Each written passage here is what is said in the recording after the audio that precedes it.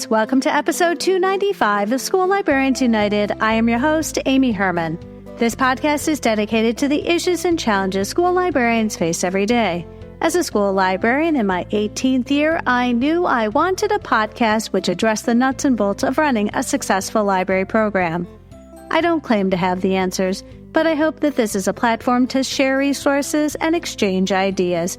Now is a perfect time to mention that all the ideas and opinions expressed in this podcast by myself, my interview guests, and listeners who reach out to the podcast are our own and do not reflect those of our school districts. When incorporating research, I always make sure to cite my sources. So whether you are a novice or a veteran school librarian, this podcast has something for you. I welcome you and all listeners to reach out with your feedback and episode suggestions. You can reach me either on Facebook on X, formerly known as Twitter. My handle is at LMS_United, or the email address schoollibrariansunited@gmail.com. If you include your mailing address, I'll be sure to send you a podcast sticker. And now a word from our sponsor, Capstone. Capstone is an innovative publisher and education technology provider of children's content for school libraries, classrooms, and at-home learning. Home of the award-winning PebbleGo research database, Capstone has a passion for creating inspired learning and intellectual curiosity in children, and I'm so excited to be working with them. I'm also grateful to Capstone for their continued commitment to support the podcast in Season 7. They are offering listeners of School Librarians United a very special discount. Visit shop.capstonepub.com and use the code UNITED to get $20 off an order of $100 or more for both print and Capstone interactive ebooks. That's code UNITED for $20 off an order of $100 or more for both print and ebooks on shop.capstonepub.com. And now for today's episode, we need short middle grade books, and my conversation with Christina Chatel.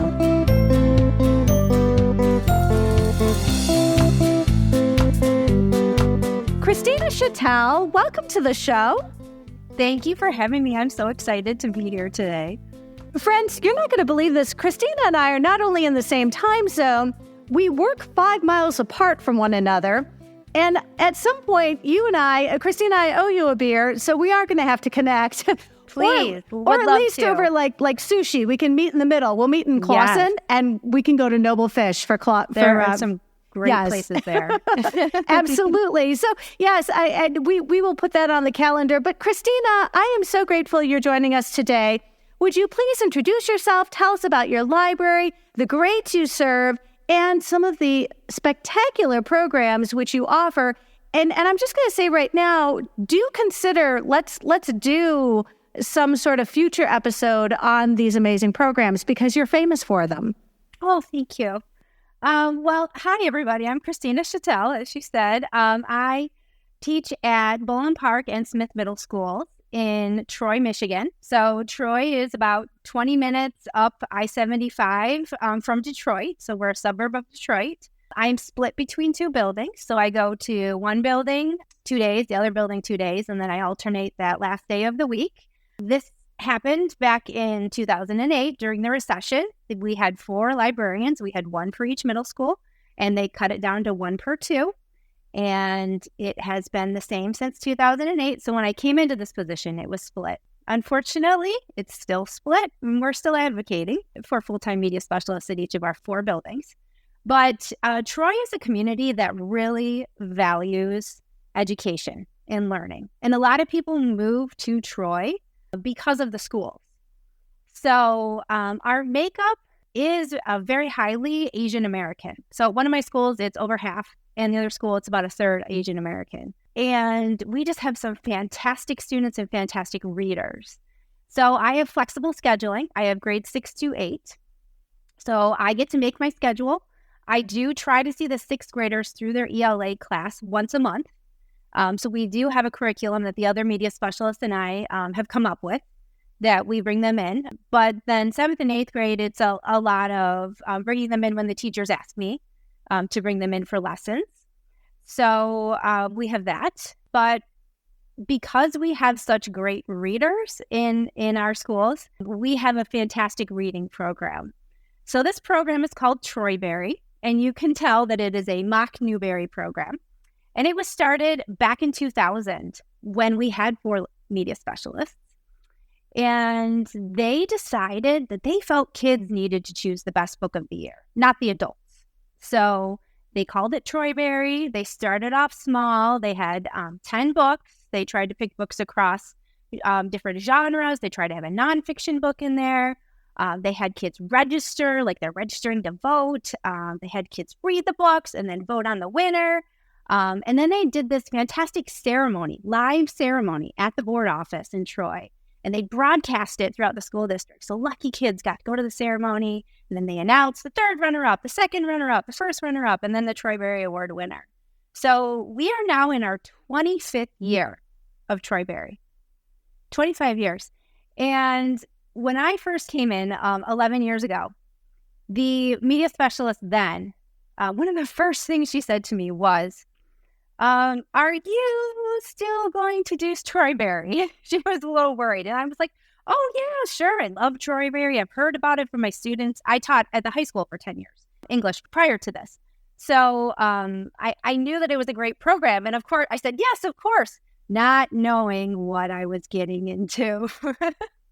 So it is a lot of work, but it is a lot of fun. And my current partner media specialist and I, we've made changes because we wanted to respond to our students, our teachers, our curriculum, and things that we're seeing in our media centers. So we changed it to we have a top 20 or 30 now titles, depending on what we like of the year. There's only 2 of us, and we have a lot of reading to do. So we are able to look at the Newbery winner and the best books of the year list. We have students read the books. We announce them in December. In March, we do a Troybery author Blitz. And then we have them vote down to the top 10. We then have them vote on the winner. And then we have the Troybery ceremony, which now we do pre-recorded ever since COVID. We didn't want to bring groups of people together. And then we just liked doing the video ceremony. You know, it's not fancy or professional. We put it together as media specialists. We record ourselves. But then we have the kids announcing the winners. And it's very exciting when your school gets to be the school to announce the winner in the ceremony. So we choose kids who are MCs to do that. Well, what I love is, I mean, again, you know, when somebody says to you, do not get rid of this program, and it's one that's been responsible for building up so much reading culture. I mean, as the ELA teacher in the high school, you would have been the direct beneficiary of students who come to you already loving to read, because all of a sudden your job's made a lot easier. Now you go into the situation that is responsible for generating a lot of that excitement and reading culture. I mean, who wouldn't want to pick that up and keep on going? But you're right. I mean, you're sort of committing to a lot. And recognizing that it needs to evolve is also vital. And again, I'd love to learn more about, you know, I know this author Blitz. I've seen that. That's a one day, and you bring in amazing authors. And I can't wait. Well, hopefully we will have you back and you can talk about it a little bit more. I'm hoping you will also spend some time just explaining a really cool program that you have been involved in. And this is the MiSelf in Books program that Michigan has, as in M-I, the state of Michigan. Yes. So we have in Michigan, we have the Michigan Association for all school librarians. And they created this committee in 2020. And so I served on the committee 2021 to 23. And so it's all certified librarians who are curating a list of books, reading them, vetting them, and then releasing this list every year. And what is amazing is that we have a website, which is also an app. So if you tap on the web link, you can actually save it to your phone as an app. And so when you go to this app, it's separated by grade bands, and it has K through 5 and 6 to 12. And then you can search by topic. So I guess the reason that it's called MiSelf in Books is because we want students to see themselves in books. So we want them to have the windows, mirrors, sliding glass doors. So when you go into this app and you search, you could search by name, by author, but you could search by topic. So let's say you have a student come in who is looking for books with autistic characters. You can search autism and it will bring up book recommendations. You can search Syrian. You could search Spanish. You could search Jewish American. You could search LGBTQIA. and it will bring up books for you. And then you can look and see a review of the book and also links. So this app is built for teachers and librarians to use to find books for students, but also to find books to fill their libraries. So it's an amazing committee to belong to, and the list is just phenomenal. And like I said, they just released their 2024 list. So I hope everybody goes and checks that out. All right. So friends, I will be honest. I cheated. I did have an opportunity to interview school librarians about MiSelf and our hashtag own voices in episode 116. I'll put a link in the show notes. I'm so glad to see that this is a program that's still going. And librarians, regardless of whether you're in Michigan or not, can benefit from all this incredible curating and all this hard work of putting these resources together, especially those of us who are looking for ready-made support in our purchases that we're going to be placing. You know, whenever you need to buy books, the best people you can ask are school librarians who do this job every day, who have, oh, by the way, shared their hard work with the world. Yeah, it's nice to have someone put together a list for you. You know, I'm always grateful. It's the work smarter, not harder mode.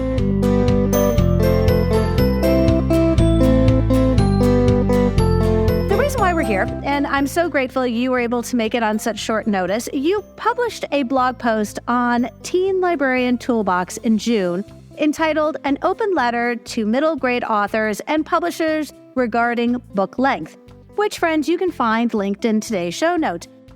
You outlined some of the same issues that Karen Jensen and Marcia Kochel addressed. However, your gripe is with the length of middle grade literature. Please tell us how you got onto this tirade that you did and then shared it with the world.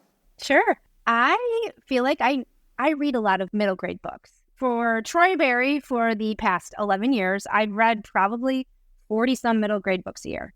And then on top of that, myself in books. Also reading, I think I read like 10 or 15 books for that each year.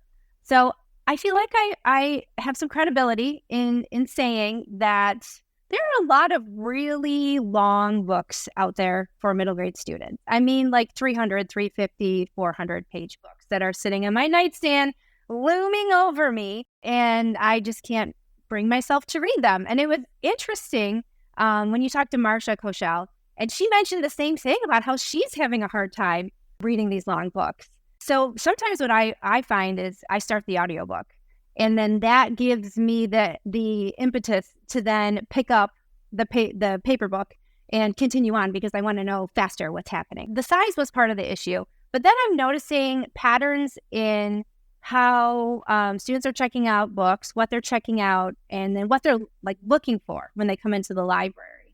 So I feel like post-COVID, there are so many times when students walk into the media center and they ask me, where is my short book section? Or where are the short books? Or I need a short book. Or when they ask me for a book recommendation and I walk them to the shelves and I give them some recommendations. And when I pull out a book that's a little hefty, they give me this look. And I can tell immediately, okay, I need to move on to something shorter. Or they tell me I can't finish that, or that's too long. I'm not going to be able to finish that in the time that I need to finish the book. So I just feel like more than ever, I'm seeing that in my media centers. And then just noticing what are the trends in what students are checking out. And in my libraries, it's very interesting. We're looking at murder mysteries they want to read. Like you talked about with Marcia, they want to read horror stories. They don't want to read fantasy anymore. I have a giant fantasy section. And if you look at the Troybery awards from the past, all fantasy winners. The recent Troybery winners are realistic and historical. So I think their interests have changed in terms of topics. And I don't know if the publishing industry it's following that. I feel like they keep publishing fantasy. So anyway, I just had all of these thoughts in my head. Frustrations. And last October, I challenged myself, I want to write 10 minutes a day. And so I started writing this, and I heard this from the MiSelf conference. Kelly Baptist, local Michigan author and author of short books, talked about how she wrote only 10 minutes a day. And I was like, if Kelly Baptist can do it, I can do it. So I sat down and it took me about a month. I wrote this open letter. And then I was like, now what do I do? So I tried sending it in to School Library Journal and Horror Book. And then I found Karen Jensen's treatise on middle grade literature. And I was like, man, somebody else wrote what I was feeling. But she put it in a very eloquent way, very professional. It was very organized. And I felt like mine is a little bit of a rant. So I kind of put it aside for a little bit. And then I submitted it, took it out, rewrote it, submitted it to the Teen Librarian Toolbox. And then Marcia Kochel's Manifesto came out. And again, I was like, oh, that's so eloquent. It's so professional. I agree with everything that she says. She's saying everything that I'm saying. Does my voice belong here? And then I thought, well, my gripe is with the length of books. So I just reached out again to Karen Jensen at Teen Librarian Toolbox, and I think my email just kind of got lost in the flutter, or the lost in the flow of things. And so she posted it in June of 2024 to an amazing, overwhelming response. I just could not believe how many people had a reaction to my letter. And let's just say a positive reaction. You got a very positive yes, because understand on social media, it can go sideways really quickly. And I think, for those of you who are not living in the United States right now, we're coming up to our national election is coming up on Tuesday and will be over when this episode comes out. And social media has really become a rather toxic and ugly place to spend any amount of time in right now. So let's just say the excitement around what you were writing was always with a curiosity and positivity, and I agree, and you said exactly what I wanted you to say, and so these are issues that other librarians and those of us who work with students every day see all the time. Yes, it was a big chorus of I agree, and please listen, publishers. So there was an outpouring from school librarians, people commenting and reposting. It was exciting to see the authors chime in, too.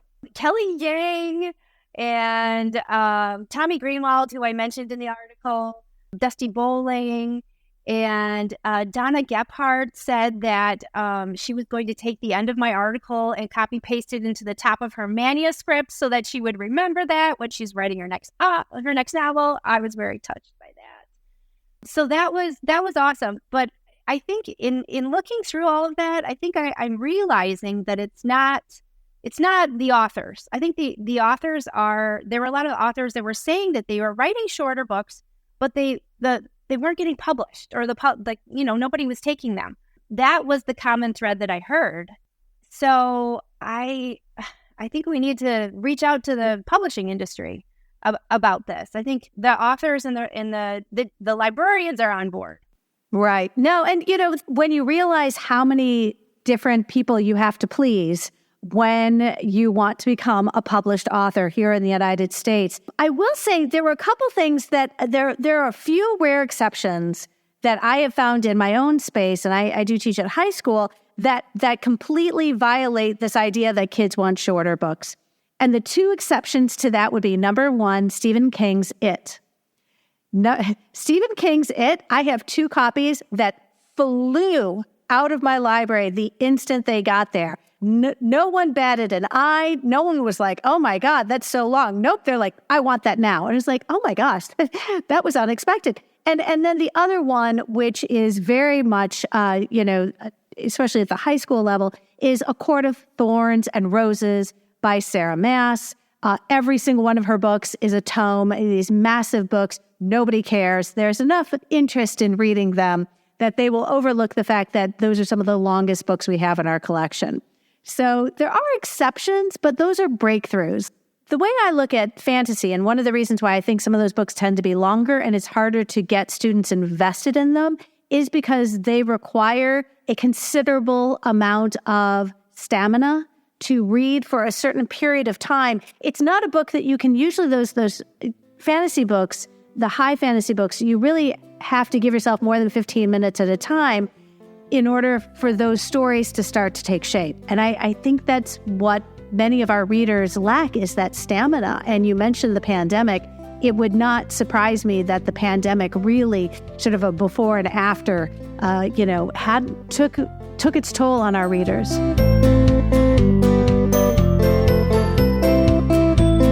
And I think there are still readers who are reading long books. Your fantasy readers that you mentioned, the Rick Riordan fans, like they will read his books that are long. Definitely anything that comes out. So one author did actually say they kind of disagreed with me and felt like students still needed those longer stories and the development of the story, etc. And I responded to him and said, yes, some of my readers do need that, but we need more books in this space that get them to that point. And I just look at all of the books that are sitting in my new book section that are gathering dust because they're, yay big, and they're going to the graphic novel section and checking those out, which nothing wrong with graphic novels. Love graphic novels. I think that the depth of graphic novels is fantastic now. We've had graphic novels in our Troybery program. I'm all for them. We just need more in this space for our readers who need to get to that next level. Absolutely. I know a favorite author that I had when I taught elementary, so this would be some of your incoming middle grade readers, but Jennifer Nielsen's False Prince series, multiple copies, anything Alan Gratz writes, of course, you have to have multiple copies. So, but again, you're dealing with something that's reasonable in length and really doesn't require that kind of investment and stamina when they're reading it. So what I really am interested is that you got a lot of people riled up, including Jason Reynolds, who responded to your article as well. Which was so exciting and flattering. And actually, I totally missed it. One of my coworkers actually texted me and she's like, School Library Journal is reposting you again. And there's a quote from Jason Reynolds. And I was like, what? So I went in and looked, and it was on Instagram, and it was a comment in the hundreds of comments in there. And he said, oh, they're coming. Now, I mentioned him in my open letter about how Ghost is an amazing example of a short book, and we need more of those because that's one of the top books that's checked out in my libraries. So it was an honor to have a shout out from him. Would love some more short books from him. Would be very excited about that. Well, absolutely. And you sort of alluded to this idea that it's possible that the publishers really are dictating some of the terms by which these books are getting published, favoring ones that are on the longer end of publishing and not so much the shorter books that would be valuable, especially in a middle grade collection. I also wonder, is it the editors? I've read so many middle grade books where I'm like, somebody needed to edit out half of this. So I don't know if that is part of the issue as well. Another thing that the authors were asking about is, how does word count correlate with page count? And I have no idea. I can't answer that. But it seems like this is something that maybe I need to learn more about, and librarians need to learn more about, is that do authors work in word count? And I work in page count? I don't know. So that seemed to be, that came up again and again in comments, like how many words is 200 pages? I don't know. Does it depend on the font size of if you look at our books, there are different font sizes. There's different spacing between the lines. The shapes of the books are different too. So I don't have an answer to that question, and that would be really interesting for further research. But that makes so much sense. That could be really part of the problem, is that, when your authors are writing on presumably on a computer, on a word processor, they don't know how many words are going to go on a page. They simply know how many pages they're writing and turning those in. And this could be the problem, is that you've got people who are writing, but the end product is not going to be an 8.5 by 11, double space, margins around all the edges. You're talking about something that's being condensed into something much more compact than anything that was 8.5 by 11. And no, that makes all the sense in the world. And of course they wouldn't know how many pages it was because they were dealing with their, word processing document on their computer and not a finished product. That makes so much sense. Your blog continued to reverberate across Kidlit world, reaching Betsy Bird and Tori Maldonado. You are actually the first line of an article we'll link in the show notes. Quote, "It all began with a school library media specialist named Christina Chatel," end quote. So, yeah, you really did stir the pot, didn't you? And again, I didn't see this article until I went to the MiSelf conference 2 weeks ago. And one of my colleagues came up to me and she's like, "You're on School Library Journal again. You're on social media again." And I was like, "What?" And so I had to Google and find the article. And it was, again, very exciting. Big fan of both Betsy Bird, Tori Maldonado, and then Renee Watson, who was in the discussion. I kind of wish Betsy Bird had invited me into the discussion too. Betsy, I'm here. Would love to chat with you. Well, and, being an instigator is not a bad thing. I think it's important that school librarians use the platform we have to convey the kinds of things that we would need our authors to appreciate, that in the trenches, when you and I go to work every day, we're going to see firsthand the consequences of what happens in a conversation between an editor and an author, but we're the ones dealing with the readers. And it almost seems like they ought to be talking to us when it comes to producing a book that is going to be enjoyed or is going to sit languishing on the shelf of a library. But I wonder if we're not considered because we're maybe not buying as many books as adults and teens. I don't know. I'd be interested to hear that statistic. Who's more of the market share? Is it libraries or is it the adults and the kids who are buying the books? And yet we're gatekeepers, right? I mean, we are, for better or for worse. It can go both ways. We are gatekeepers. And if books are going to make it onto our shelves, the most obvious way to make an impact is to speak to the people who are doing the purchasing. Yeah, I would agree. So I think it's worth mentioning, the factors that determine a middle grade's book size and shape, those are things that it's possible the author might not have that kind of control, but we as the purveyors of these books to our students, we are very aware of what the finished book looks like when we are putting it on the bookshelves and when we're handing them out to our students.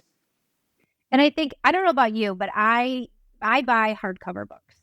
And we're connected to Follett Tidal Wave. So often I buy Follett bound books or, Bound to Stay Bound, etc.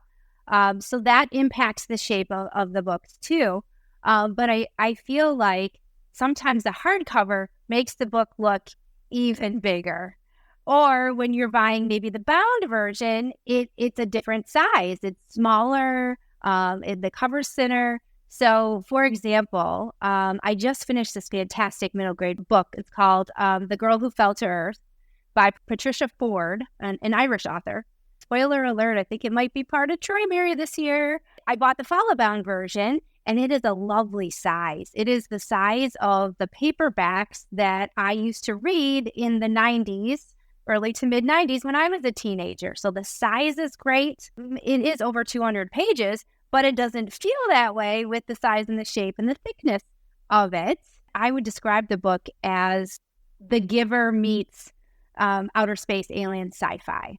So it is just a fantastic book. And the kids have been really, we have the kids help out with our Troybery program, give us ideas about what should go on the list. And they just loved the cover too. I think it does matter where we buy it from, and what format. And I'm wondering, maybe we need to go back to buying paperbacks.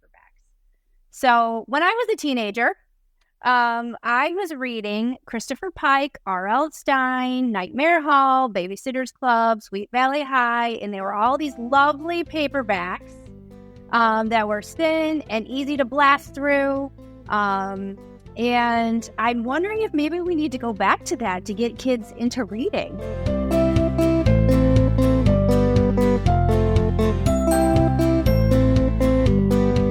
Well, and this, goes back to a conversation, the whole paperback versus hardcover. And you're going to get librarians who fall on both sides of that argument. And I know that it is very hard to make that kind of investment and realize, I know that the argument for a hardcover book is you're spending all this money that's going to get lost the first time it gets checked out or ruined the first time it gets checked out. I know that I'm a big fan of buying those Capco covers that go on our paperback books. And yet, I know that my students do not put their books anywhere but their backpack. And you look at one of your library books that has lived in your student's backpack for 2.5 months, and it may be the only time that book gets checked out because it is absolutely mangled by the time, if it doesn't have a Capco cover. And I'm just telling you, it's just heart-wrenching when those books get turned in. Doesn't matter if it's a hardcover or if it's paperback, but I'll tell you what, the wear and tear on these books is just, and I'm going to put it out there right now. I am recently invested in a considerable manga collection. I don't know, Christina, if you came, if any of that ESSER fund made it into your collection, but I am the very lucky recipient of some last-minute spending on the part of our district to make sure we got those ESSER funds, which are federal money supporting schools after the pandemic. And this incredible manga collection. The wonderful thing about the manga collection is the kids only have the books for 1 or 2 days before they want to switch them out for the next book. So what you don't have are kids who are sort of creating a space in that backpack where that book is going to live until the end of the quarter, at which point the book is either going to be done or they're turning it in. And, those manga books stay really nice because they're not like moving into a backpack and living there for months on end. Oh, yes. It's really interesting to see the condition that the books return back to you. So it's like, I don't know, either way, we spend the extra money on the hardcover or we buy the paperback.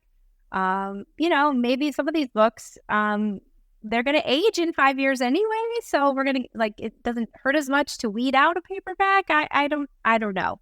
I can't decide. That's very true. That's very true. So we probably could spend another whole episode on book covers, but you're noticing that there are a lot of covers that, in your opinion, are too babyish for your middle grade readers. Yes, I feel like they are looking for books that look like YA books or adult books. So they tend to go towards the books that have big wording on them. So like the title is covering up the entire book, and then there's very minimal pictures on it. And they don't want cartoony pictures of kids. Like that really turns them off. And that makes it feel like it is more elementary. So for example, our Troybery winner last year was I Must Betray You by Ruta Sepetys, which interestingly enough, School Library Journal rates that as a grade 9 and up. And we're 6 to 8. And that, I think that speaks volumes to what kids want to read. And it's a beautiful cover. It is a long book, but it has short chapters and multiple formats. And that was something else I talked about in my letter. I said, authors, why are we not writing in the way that kids speak? So why aren't we including text messaging, et cetera, like Tommy Greenwald does in his Game Changer and Rivals books, which are very popular in my libraries. So Ruta Sepetys included historical documents and journaling, et cetera. She didn't have text messaging because it's a historical book, but it was just amazing that book won. And other books that are like Ghost is very simple on the cover. Another one that's super popular in my libraries is The Summer I Turned Pretty, which is really funny that it was published in 2009. And I know that it's popular because of the show, but I also think that says something about what our kids want to read right now. That is a 15-year-old character. And this one would fit your conversation with Marcia. You guys were talking about romance and about keeping it, first base, right? I think was what the way that you guys explained it. Yeah, there are no home runs. There's no home runs. Christina, I'm glad that you brought up this idea that the covers oftentimes can be a little, I wouldn't say deceptive, but misleading in terms of the age group that they are purportedly appealing to. My personal experience has been with Icebreaker by Hannah Grace.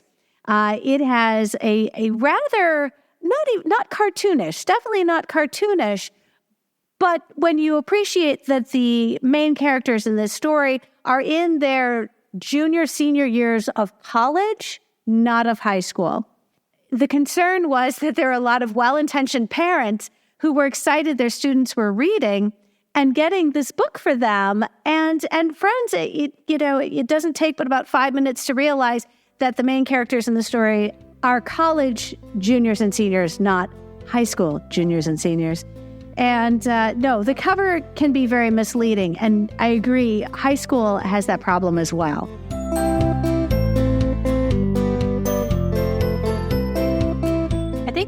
I think we have a real paucity in books written with 13 to 15-year-old main characters.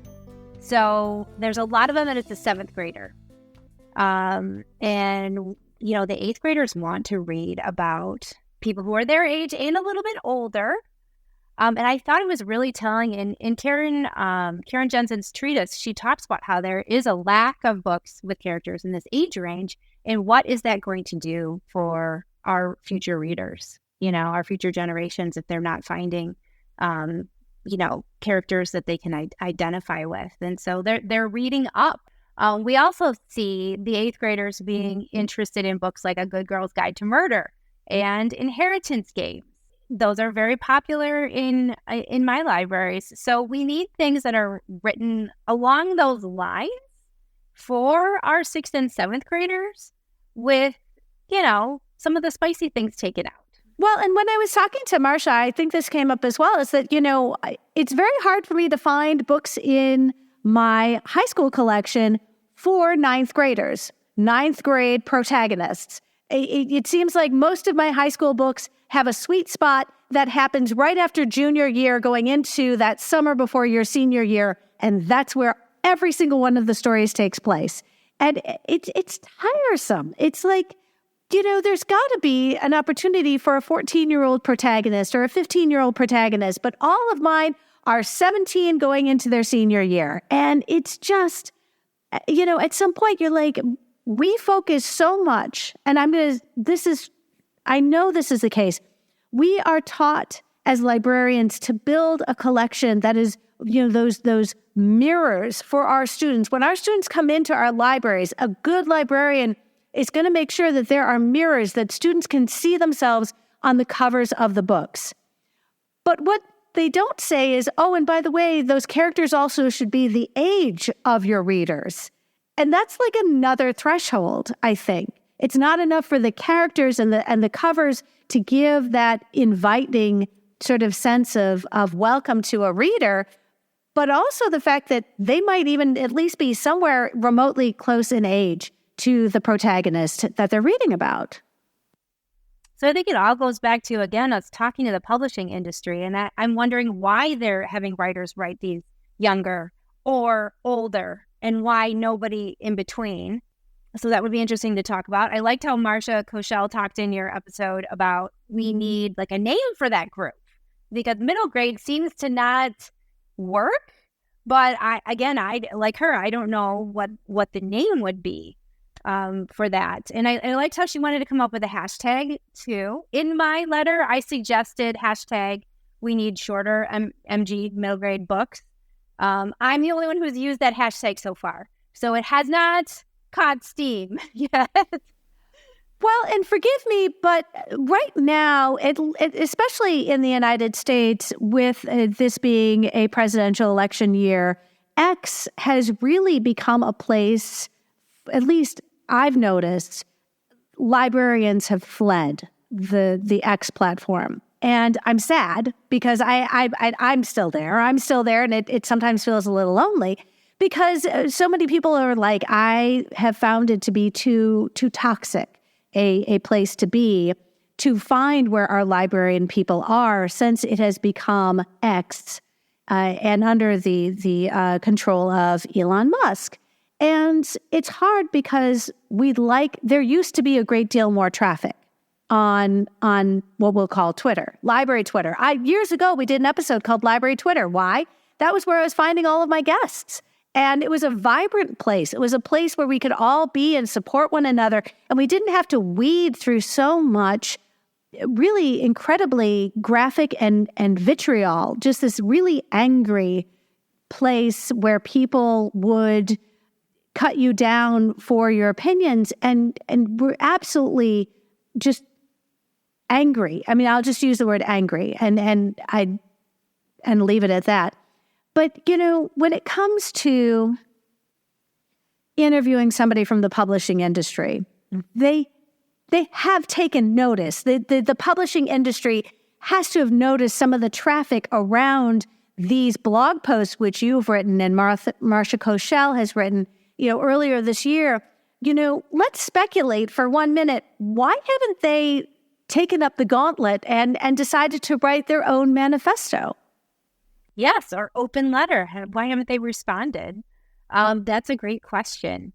I would be really interested to hear that because I don't know, is it at the agent level? Is it the editor level? Is it the publisher level? I don't know who would respond, where in the industry would we get a response from? So maybe this is us reaching out right now and saying, hey guys, let's talk. I think we need to talk. Let's come together and have a conversation because I think we're hurting kids. Well, and, at its core, what we want more than anything is for our students to read.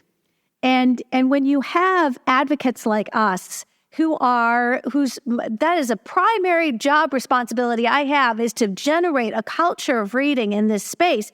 And when I'm struggling to find content that would be something that my students would be not only interested in reading, but, willing to invest and become those loyal readers that we're hoping to cultivate in our spaces, absolutely. I'd love to have that conversation with any publisher who is directly responsible for overseeing the production of books that we then put into our collections.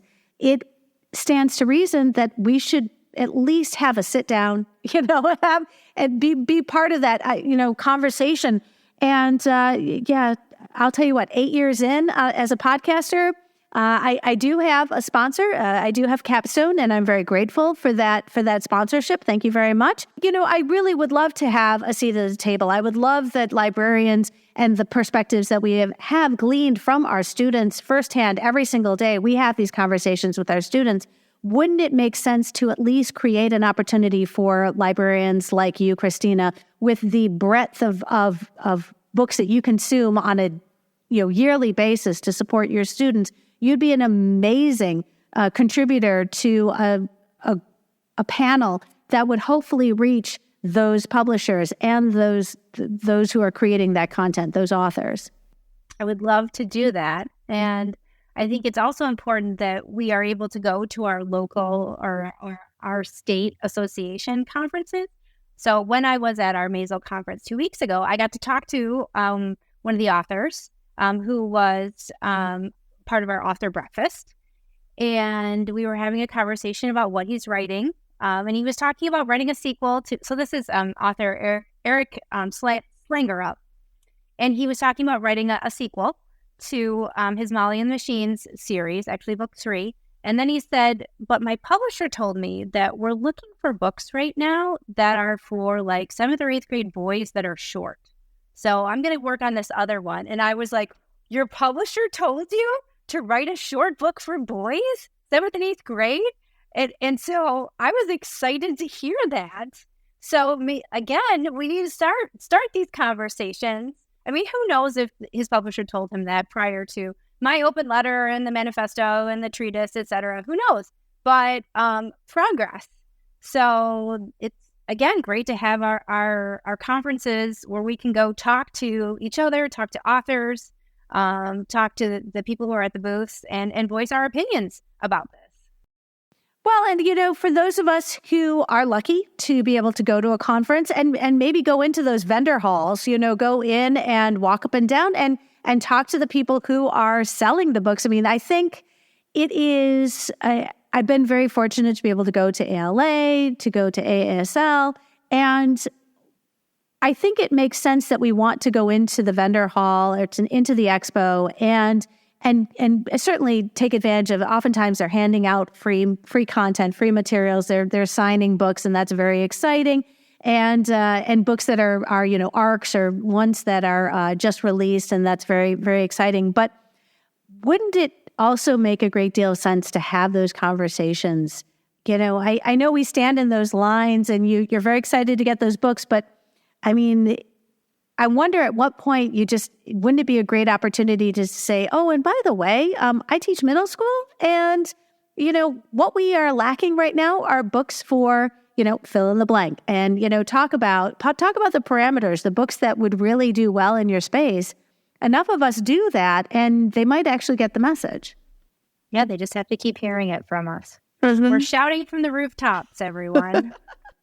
Absolutely. So, Christina, I'm so excited. You and I got a chance to connect. I know that we are going to go out and, if it's not for a beer sometime, we're going to go out and get some lunch and connect in person. It's really exciting. Christina, listeners are going to want to know a little bit more about this Troybery, and I'm hoping, is that something that you would post on social media? That's generally what I use X and Instagram for, is to post about Troybery. I'm not very good otherwise at posting on social media. So you'll see my posts are generally about like, hey, Troybery's coming. And then a lot of times that's the way that I connect with authors, is by tweeting out the list and then posting the list and then attaching, tagging the authors with that and getting some response that way. But going back to what you were saying about Twitter earlier, about X earlier, I'm not finding as many authors on there anymore. I used to be able to really connect with authors on X, and now I have to try to find them on Instagram, and some of them aren't anywhere. So that's been interesting, and that's going to kind of change things, because usually I somehow reach out over social media, and then I email the authors and ask them would they be part of our author Blitz.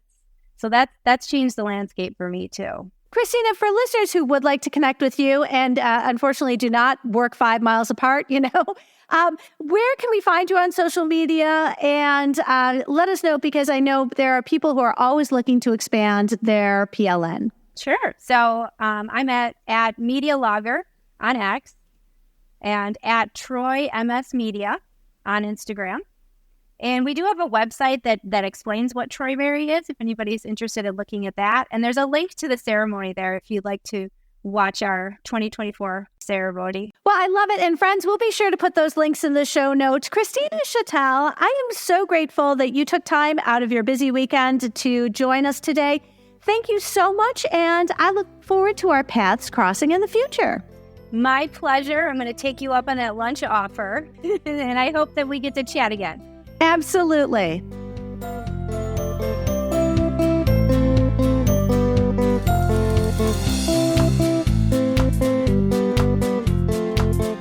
I am so grateful to Christina for today's conversation. Don't miss today's show notes, which include links to all the referenced articles and resources.